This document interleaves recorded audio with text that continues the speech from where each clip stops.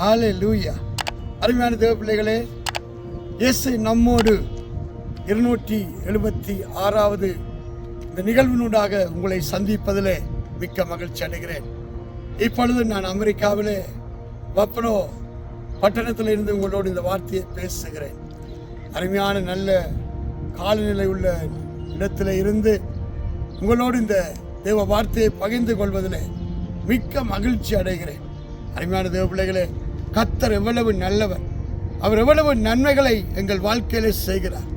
இந்த நாட்கள் எப்படிப்பட்டவைகள் என்பதை தேவ பிள்ளைகள் அறிந்து அதற்கு தக்கதாக நாம் கர்த்தருக்கு நாம் ஒப்பு கொடுத்து வாழுகிற போது தேவன் நம்முடைய வாழ்க்கையில மகிமையானதை மேன்மையானதை செய்கிறார். நான் ஒரு வசனத்தை வாசிக்கிறேன், கேளுங்கள். எபேசியருக்கு எழுதின நிருபம் 5ஆம் அதிகாரத்தில் 14 வாசிக்கிறேன், பாருங்கள். ஆதலால் தூங்குற நீ விழித்து மரித்தோரை விட்டு எழுந்திரு, அப்பொழுது கிறிஸ்து உன்னை பிரகாசிக்க பண்ணுவார் என்று சொல்லி இருக்கிறார். அருமையான தேவபிள்ளையே, வசனத்தை நல்லா கவனியுங்க. தூங்குற நீ விழித்து மரித்தோரை விட்டு எழுந்திரு, அப்பொழுது கிறிஸ்து உன்னை பிரகாசிக்க பண்ணுவார் என்று சொல்லி இருக்கிறார். அதனால இந்த நாட்கள்ல நாம் தூங்குற நாட்கள் மரித்தோரை விட்டு எழுந்திருக்கும்படி சொல்லுகிறார். செத்த கிரிகைகளை களைந்து போட்டு உயிர்த்தெழுந்த ஆண்டவராகிய இயேசு கிறிஸ்துவின் ஆவியினால் நடத்தப்படுகிறவர்களாய், எப்போதும் தேவ சித்தத்துக்காக ஏங்குகிறவர்களாய், தேவ சித்தத்துக்கு நம்ம ஒப்பு கொடுத்து வாழுகிற போது நம்முடைய வாழ்க்கையில அப்பா மேன்மையானதை செய்கிறார். வசனம் சொல்லுகிறது, பாருங்கள்.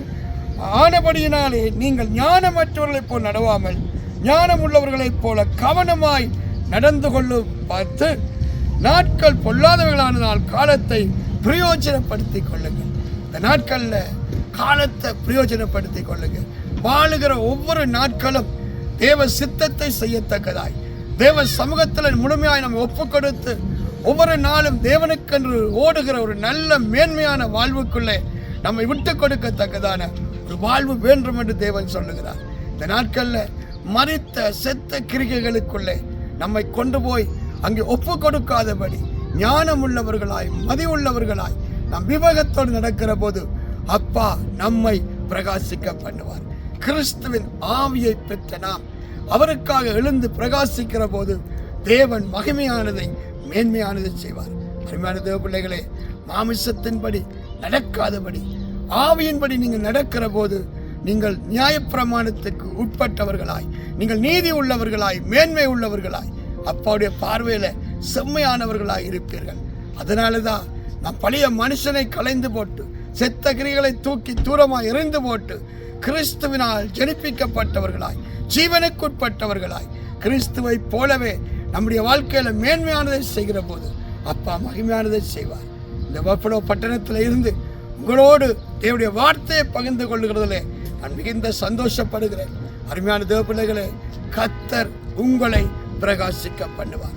நீங்கள் இருக்கிற வண்ணமாய் ஒப்பு கொடுத்து பாவத்துக்கு விலகி பரிசுத்தமுள்ள வாழ்வுக்கு உங்களை அர்ப்பணிப்பீர்களானால் தேவனாகிய கர்த்தர் மகிமையானதை செய்வார்.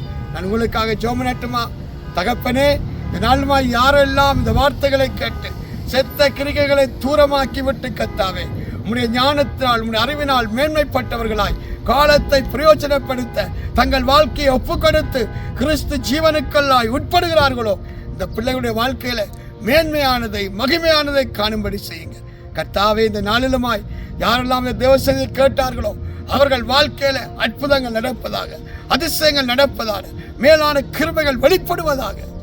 இப்போதும் கர்த்தாவே உம்முடைய மகனாக இந்த பிள்ளைகளை ஆசீர்வதிக்கிறேன். இயேசு நம்மோட நிகழ்ச்சியை பார்க்கிற ஒவ்வொரு தேவ பிள்ளைகளுடைய வாழ்க்கையிலும் ஆசீர்வாதங்கள் மேன்மைகள் வெளிப்படுவதாக இயேசு கிறிஸ்துவின் நாமத்தில் ஜெபிக்கிறேன் என் ஜீவனுள்ள நல்ல பிதாவே, ஆமேன் ஆமேன். அருமையான தேவ பிள்ளைகளே, தொடர்ந்து இயேசு நம்மோட நிகழ்ச்சியை பாருங்கள். வருகிற 20ஆம் தேதி, 21ஆம் தேதி, 22ஆம் தேதி, 23ஆம் தேதிகளில் நம்முடைய சபையில குடும்ப முகாம் நடக்கிறது. ஆசீர்வாத குடும்ப முகாம். நீங்கள் குடும்பமாக வந்து பங்கேற்றுக் கொள்ளுங்கள். சபை வேறுபாடு நடத்தப்படுகிறது. அங்கே லண்டன் தேசத்திலிருந்து பாஸ்டர் பிரபா அவர்கள் வருகிறார்கள். கூடி வாருங்கள், தேவனுடைய திட்டத்தை அறிவோம், ஜெயமான வாழ்க்கை வாழ்வோம். கர்த்தர் உங்களை ஆசீர்வதிப்பாராக. ஆமென்.